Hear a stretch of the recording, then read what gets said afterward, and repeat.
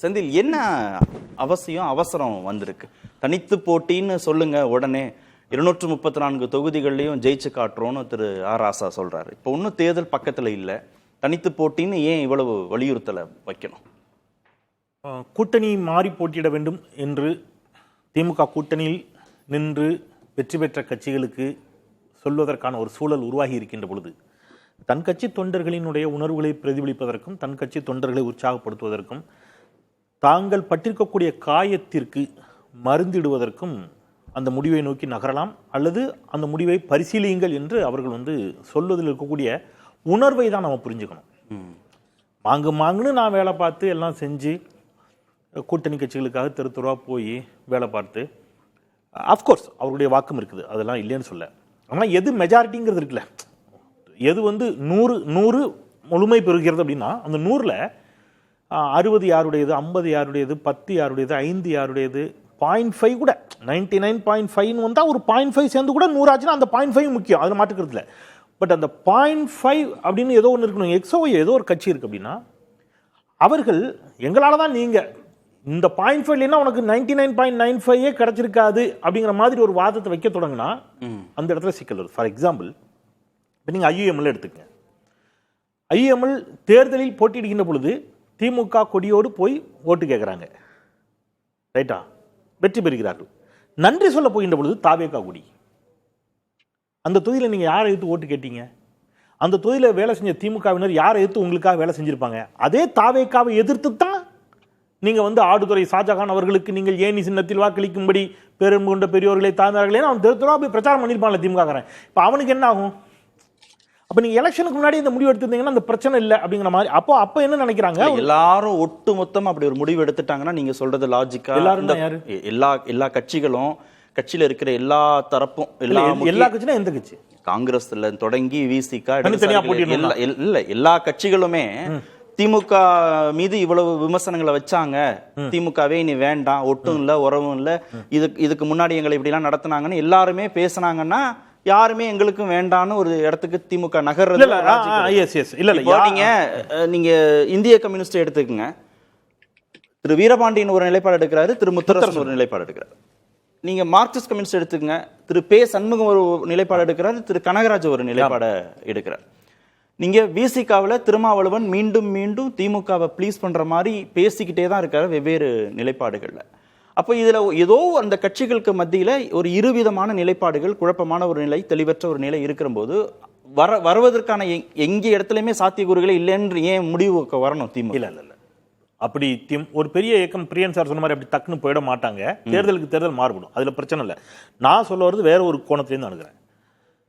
நீங்க இப்போ கூட்டணியே வேண்டாம் அப்படின்னா, இப்பவும் கூட்டணியில் மனிதநேய மக்கள் கட்சி இருக்கிறது, மனிதநேய ஜனநாயக கட்சி இருக்கிறது, தேமுதிக கொங்கு நாடு மக்கள் தேசிய கட்சி இருக்கிறது, தேமுதிக இருக்கிறது பிரதானமா. அப்போ இந்த கட்சிகள் எல்லாம் இங்கே தான் இருக்கிறார்கள். இன்னும் கூட சில கட்சிகள் இருக்கிறார்கள், பல்வேறு இயக்கங்கள் இருக்கிறது. அப்போ பிரச்சனை எங்க வருது அப்படின்னு கேட்டீங்கன்னா, இப்போ இவங்களும் இல்லாமல் போட்டியிட போறாங்களா? அப்படி கிடையவே கிடையாது. அவங்களும் அதை மீன் பண்ணதான் எனக்கு தெரியல. அப்போ தேமுதிக வேண்டாம்னு சொல்ல போறாங்களா? சொல்ல மாட்டாங்க.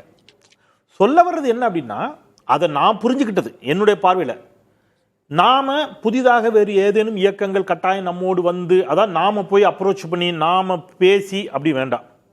நம்மை மதித்து அல்லது நம்முடைய பலத்தை உணர்ந்து நம்மோடு உளப்பூர்வமாக தேர்தலில் கூட்டணி வைத்துவிட்டு நமக்கு வேலை செய்யாம போற கட்சி வேண்டாம்.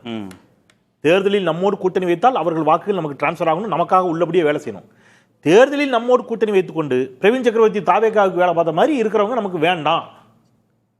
தேர்தலில் நம்மோடு கூட்டணி, ஆனால் ராகுல் காந்தி பரப்புரைக்கு நம்மோட ஒரே மேடையில வரமாட்டாரு, அந்த காங்கிரஸோட இனிமே எதுக்கு சேரணும் திமுக?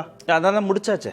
இல்ல அதுதான் இனி நீங்க காங்கிரஸுடனான உறவை ஒரு குறிப்பிட்ட கட்சின்னு சொல்றதுக்கு பதிலா ஆர் ராசா அவர்கள் இவ்வாறு சொல்லியிருப்பாரு தான் நான் யூகிக்கிறேன். நீங்க இன்னொன்னு சார், இந்த கூட்டணியை பத்தி எல்லாருக்குமே ஒரு விஷயம் இருக்கு. நான் அறிவார்ந்த சபையில வேற ஒரு வாதமா பார்க்கலான்னு வைங்களேன்.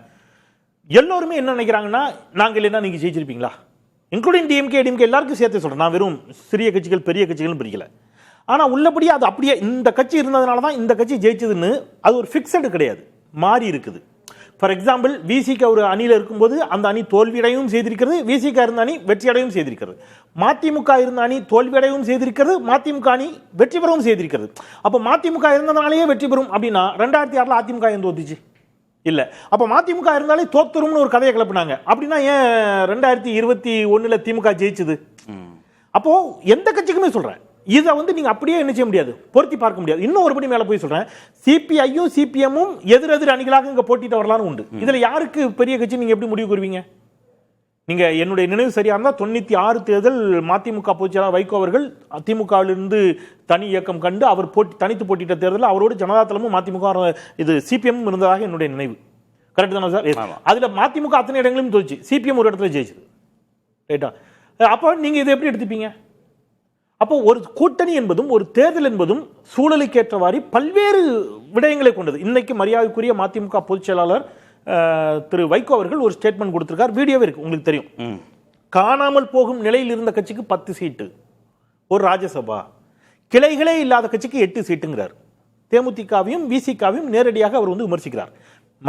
தேமுதிகவுக்கு 10 சீட்டு ஏன் கொடுத்தீங்க, விசிகாவுக்கு ஏன் 8 சீட்டு திமுக கொடுத்துச்சு, எங்களை காயப்படுத்திட்டீங்கன்னு வெளிப்படுத்துறார். அவருக்கு அதை சொல்வதற்கு உரிமை உண்டு. அவர் ஒரு கட்சி தலைவராக அவர் கூடுதல் இடங்களை எதிர்பார்த்திருக்கலாம், அதற்கான நியாயங்கள் உண்டு, அதில் எனக்கு மாற்றுக்கிறது இல்லை. ஆனால் இன்றைக்கு அவருடைய வாயாலேயே காணாமல் போகும் நிலையில் இருந்த கட்சிக்கு 10 சீட்டு என்று சொல்றார். ஆனால் இதே வைகோ அவர்கள் தான் இந்த அணி விஜயகாந்த் அணி என்று இனி அழைக்கப்படும் என்று 2016 சொன்னார்.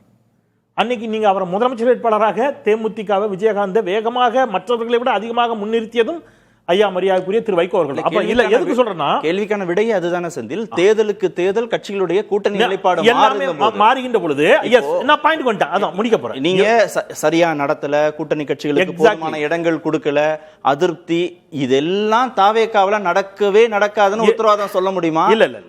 அப்படி ஒருவேளை நடக்கும் பட்சத்தில் அவங்களுக்கு நல்ல திமுக தெரியாதா? நல்ல கேள்வி, அருமையான, அதான் முடிக்க போறேன். முக்கியமான பாயிண்ட், இங்க எல்லாருக்கும் திமுக மீது அபரிமிதமான பாசம் உண்டு.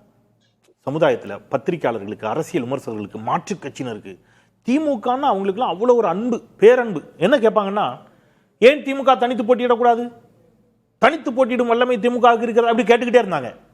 இப்ப தனித்து போட்டியிடுங்கள் தலைவரே அப்படின்னு ஆராசா சொன்னோன்னே, ஏன் தனித்து போட்டியிட வேண்டும், கூட்டணி கட்சிகள் வரவே செய்யாது என்று முடிவெடுத்து விட்டோமா, நாம் ஏன் அப்படி சிந்திக்க வேண்டும்? எப்படி சிந்திக்கணும்? இப்ப இவ்வளவு நாள் எல்லாரும் என்ன வாதிச்சீங்க? அன்பு தம்பி சாமிநாதனே எவ்வளவு கரிசனத்தோட கேட்டிருக்காரு பல விவாதங்கள்ல. திமுக தனித்து போட்டியிட்ட வரலாறு கிடையாது, போட்டியிடணும்னு அவர் சொன்னதில்லை, போட்டியிட்ட வரலாறு கிடையாது, உண்மைதான் சொல்லியிருக்கிறார். இப்ப தனித்து போட்டியிடணும்னு ஒரு முடிவு கண்டா வரவேற்றுட்டு போங்க. சார் ஜெயிக்கிறாங்க தோக்குறாங்க, உங்க பிரச்சனை என்ன? உங்க உங்களை கேட்கல இல்ல சார், ஒரு அக்கறை, அந்த அன்பு அந்த அக்கறை தான் சார் காலங்காலமா திமுக சிக்கலா இருக்கு. உங்க பொங்கச்சோரும் வேண்டாம், உங்க பூசாரித்தனமும் வேண்டாம்னு திமுக சொல்லுது.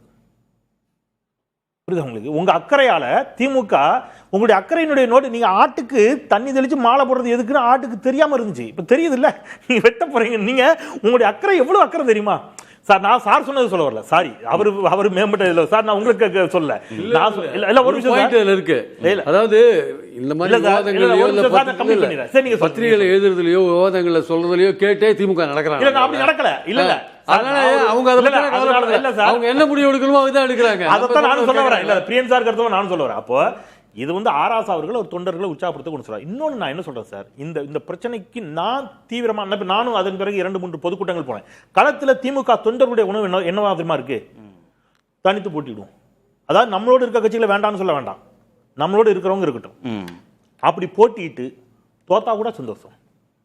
நான் என் கட்சிக்காக என் சின்னத்துல நின்று ஜெயிக்கிறேன் தோக்குறேன். இன்னொருத்தர் கஷ்டப்பட்டு வேலை பார்த்து அவர் ஜெயிச்சு அடுத்த நாள் நீ ஒளிகன்னு சொல்றத, அது தரக்கூடிய பெயின் இருக்குல்ல, அந்த இடத்துல இருந்து வால் போஸ்ட் ஒட்டி தெருவா தொண்டை தண்ணி கத்த வலிச்சு பிரச்சாரம் செஞ்சவனுக்கு தான் சார் அந்த வலியும் வேதனையும் தெரியும். அது அதை தயவு செய்து புரிஞ்சுக்கணும். அந்த இடத்துல இருந்து தான் ஆராசா அவர்கள் அதை சொல்கிறார். இன்னொன்று சாமிநாதன் சொன்னதுல ஒரு சின்ன கருத்து, அந்த வாக்கு சதவீதத்தை பத்தி சொன்னார். 2014 சொன்னார், 2016 அதனால தான் நான் சொல்றேன் 2014 23% 14 சொன்னார். 2016 என்ன? அதிமுக 41 விழுக்காடு, திமுக 40 விழுக்காடு, 1 விழுக்காடு தான் வித்தியாசம். திமுக கூட்டணியில காங்கிரஸ் இல்ல, நான் முடிச்சிடறேன், நானே புரிஞ்சுதான் சொல்ல வரேன். திமுக கூட்டணியில காங்கிரஸ், மனிதநேய மக்கள் கட்சி, IUML, புதிய தமிழகம் இவ்வளவுதான் இருந்தாங்க. இப்போ காங்கிரஸ் 2014 தனித்து போட்டிட்டு பெற்ற வாக்குகள் 4.54%. அப்ப மற்றவர்களுடைய வாக்குகள் எல்லாம் சேர்த்து 5% கழிச்சிட்டீங்கன்னா 2016 திமுகவின் வாக்கு எவ்வளவு? 35%. அதன் பிறகு திமுகவுக்கு ஏறுமுகம். ஆனால் சாமிநாதன் சொன்ன ஒன்று உண்மை, இந்த தேர்தலில் திமுகவிற்கு எந்த கூட்டணி, பெருவாரியான கூட்டணி கட்சிகளுடைய வாக்குகள் வந்து என்ன ஆகல, திமுகவுக்கு டிரான்ஸ்பர் ஆகல பல இடங்களில் அப்படிங்கறத நான் பெயர் குறிப்பிட விரும்பல. சில அரசியல் தலைவர்கள், திமுக கூட்டணி தலைவர்களை பகிரங்கமாக வெளிப்படையாக ஒத்துக்கொண்டார்கள்.